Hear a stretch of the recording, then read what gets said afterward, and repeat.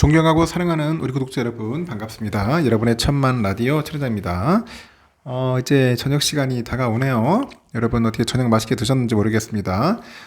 즐겁고 유쾌하고 재미있는 시간 보내시길 바라겠습니다.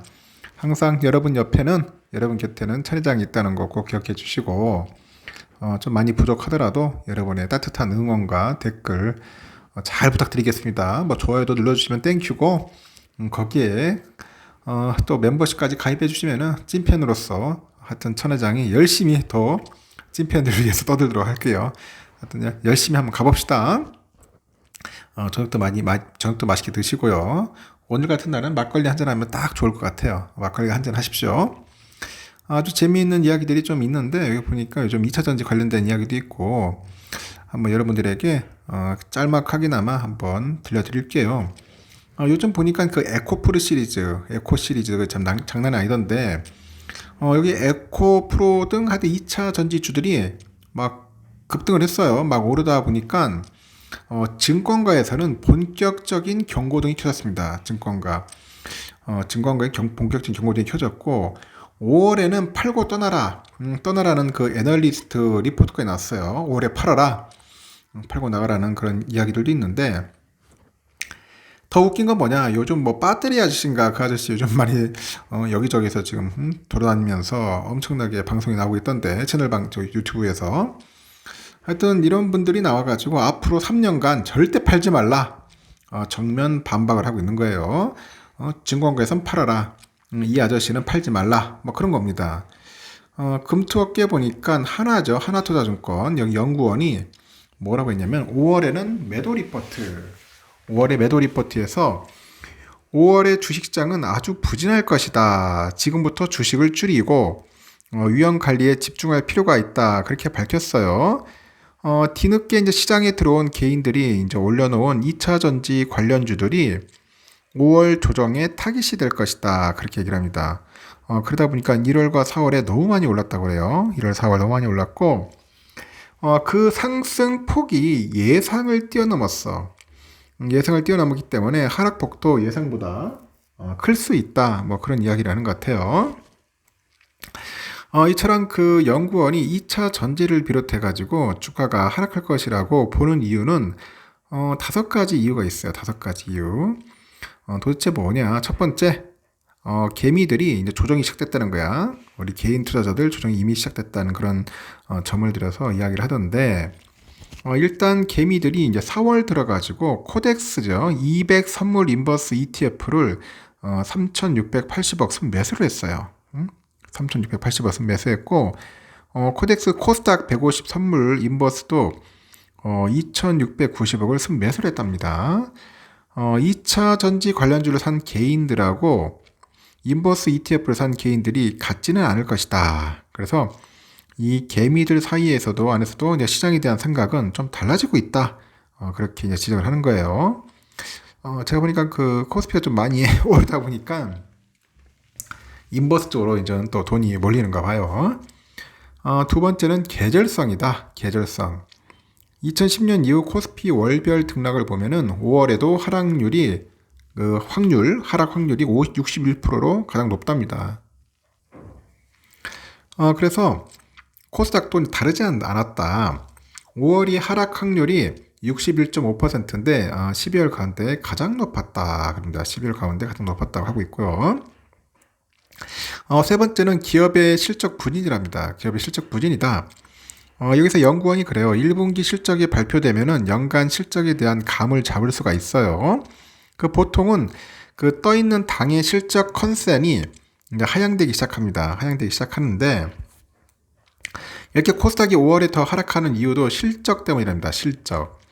이 코스닥 기업들은 성장성이 높은 대신에 이익은 적어요. 이익은 적은데 실적 발표 시즌이 되면은 실적이 좋은 수급으로 좋은 주식으로 이제 수급이 몰릴 수밖에 없는 거야. 당연하지, 여러분. 실적이 좋은 주식을 여러분들은 선택을 하셔야 돼요. 넷째는 부진한 실물 지표. 부진한 실물 지표다. 한국의 대중국 그 수출 증가율은 마이너스 31.1%예요. 1월달. 2월은 마이너스 24.3, 3월은 마이너스 33.4%였는데 이 미국 공급관리협회 그 3월 제조업 지수가 46.3까지 떨어졌어요. 2020년 5월 이후 최저치고요. 한국의 대미국 수출 증가율도 1.6%로 밀렸다. 이게 꼬집었습니다. 요즘 수출이 안 좋으니까 그런 이야기도 있고.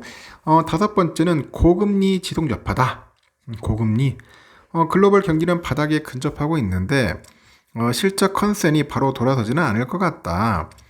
그렇다고 금리 인하를 기대할 수 있는 상황도 아니고 미국의 연방준비제도는 내달 3일이죠. 공개시장위원회 FOMC 회의에서 금리를 25bp 올릴 전망입니다. 25bp 올릴 전망을 합니다.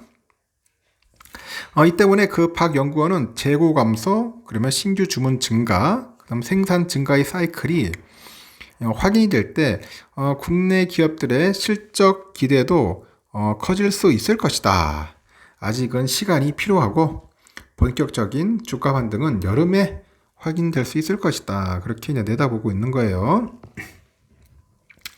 또 최근에 아주 재미있는 분이죠. 이 사진 속에 있는 인물인데 K배터리 레볼루션이라는 그런 책을 썼더라고요. 이 박순혁 씨, 금양 홍보이사. 그러니까 2대1 인터뷰를 한 것 같아요. 보니까 이분이 그 K배터리 기업들이 앞으로 평균적으로 10배 가까이 올 것이다. 10배 가까이 올 것이다. 이렇게 언급을 합니다. 요즘 동분서주 하죠. 여기저기 막 나와가지고 하는데 이 같은 이유로 주식을 매도하라는 여의도 증권가의 그 전망은 일부 주식 고수들 입장과는 상반된다. 그런 이야기를 합니다.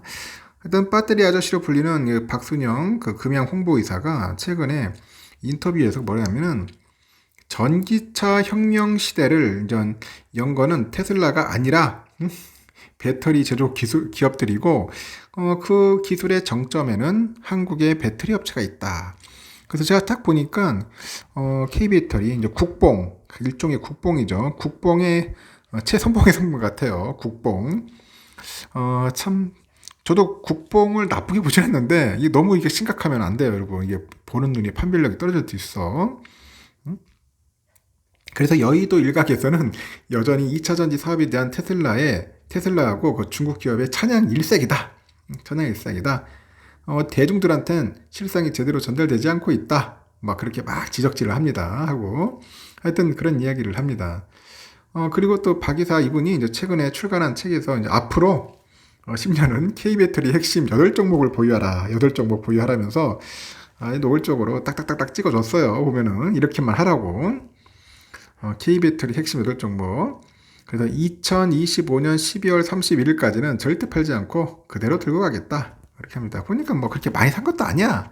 무슨 수십억 산 것도 아니고 계좌를 봤는데 많이 사진 않았어요. 하여튼 본인이 25년까지는 가지고 가겠다고 하니까 그렇게 하겠죠. 그런 약속은 안 지키겠으니까.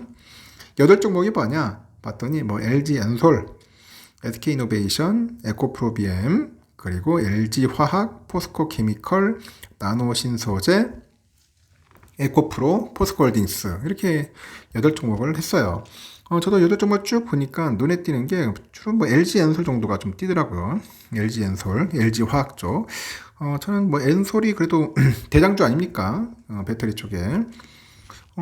개인적으로 나쁘지 않다고 봅니다. LG엔솔 가지고 있는 분들은 그냥 끝까지 갖고 있으면 나쁘지 않는데, 과연 진짜 말 그대로 이 2차 전지라는 게 그냥 계속 무한정으로 상승할 것인지, 아니면 중국 업체들이 이제 추격이 있고, 워낙 이제 중국은 좀 물량도 많고, 시장 자체가 크다 보니까, 일단 얘들은 내수만 해도 돌아가잖아, 내수. 돌아가는데, 이제 해외에서는, LG가 그래도 좀 앞서고 있죠. 시애틀이나 이런 데 비해서. 그런데, 중국이 또 좋은 게 뭐냐면, 유리한 게, 얘들이 또 자원들이 많아, 중국은 자원. 자원도 많고, 공산당이 또 지원을 해주면은, 이 저가가 충분히 저가로 이제 덤핑 칠 수 있어요. 결국은 에너지라니 반도체처럼 이렇게 어떻게 완전 하이테크한 그런 기술이 과연 얼마나까지 갈지는 모르겠어. 반도체처럼. 배터리도 하이테크할 쪽에 그런 기술이 집약된 산업은 맞긴 맞는데, 결국은 그렇게 차이가 많이 나겠는가 생각이 듭니다. 과연 배터리 기술력 차이가 굉장히 좀 이렇게 심각하게 벌어지지는 않을 것 같아요. 거의 나중에 되면 비슷비슷할 것 같아. 비슷하면은 결국은 뭐냐, 이제 단가 싸움이 아닐까, 단가 싸움. 누가 또 저렴하게 하느냐. 이제 치킨 게임 들어가지 않겠나 하는 생각도 듭니다. 거기서 과연 살아남아야 하는데 그 살아남는 기업이 우리나라 8기업이 다 살아남을 수 있는지 그런 생각도 들어요. 그래서 한국 증시는 장기 투자하면 안 된다는 그런 말을 너무 쉽게 한다는데 과연 그런가? 대개 수익을 낼 수 있는 종목은 너무 일찍 팔고 그렇지 않은 종목은 물리는 바람에 비자발적인 장기 투자를 하는 경우가 많다. 그래서 한국 증시는 장기 투자하면 안 된다고 했던 이들의 콧대가 납작해지는 날이 오길 바란다. 그런 이야기를 합니다. 그래요. 저는 이분의 영상도 한번 보긴 봤는데 좋은 점도 있어요. 뭐 나름대로 자신감, 국뽕 그리고 뭐 배터리 관련된 그런 지식들도 좀 많으신데 너무 이제 8종목만 편파적으로 하다 보면은 나중에 또 주가 빠지고 하면은 또 엄청난 또 원망을 들을 수도 있을 수도 있어요. 그래서 저는 시야를 좀 넓게 봤으면 좋겠어.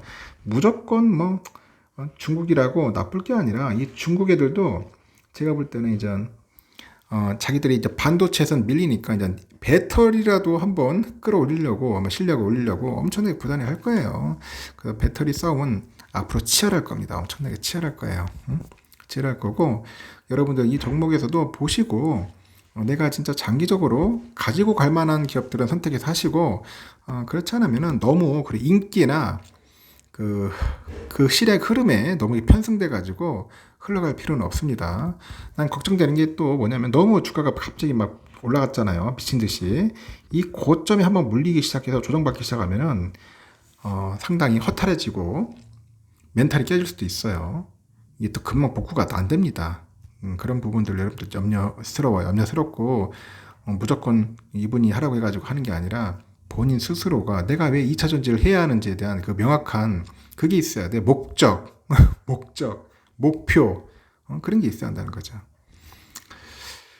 일단은 그렇습니다. 이제 우리 일명 뭐 여의도 기관들 비속어로 뭐 개관이라고 하는데 하여튼 지금 보니까 여의도의 개관들과 우리 배터리 아저씨와의 그런 한판 승부가 과연 어떻게 될지 한번 궁금하고 기대됩니다. 2차 전지 관련된 그 투자하시는 분들 참고하시고 앞으로도 잘 되길 진심으로 기원합니다.